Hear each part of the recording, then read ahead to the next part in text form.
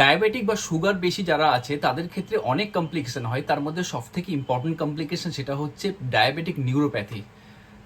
যদি মানেটা জানতে চাই তাহলে একটা টাইপ অফ নার্ভ ড্যামেজ এটা স্পেশালি ডায়াবেটিক পেশেন্টদের ক্ষেত্রে দেখা যায়।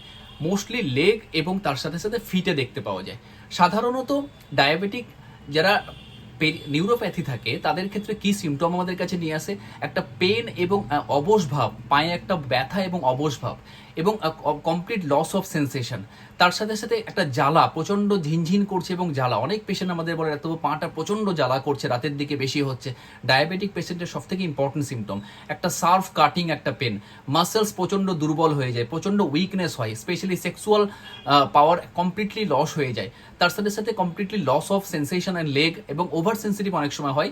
এবং ফাইনালি হচ্ছে একটা ফুট আলসার হতে পারে, যেহেতু একটা লেগের মধ্যে লেগে এফেক্ট সব থেকে বেশি হয়, তার জন্য সেন্সেশন হারিয়ে যাওয়ার জন্য একটা অনেক সময় আঘাত লাগে। তার জন্য ফুট আলসারটা very very common in case of diabetic neuropathy. আরও ডিটেলস মেডিকেল সংক্রান্ত ভিডিও দেখার জন্য কমেন্টে আমি লিঙ্ক দেবো, আপনারা দেখুন ইউটিউবে। আশা করছি আরও ভালো লাগবে।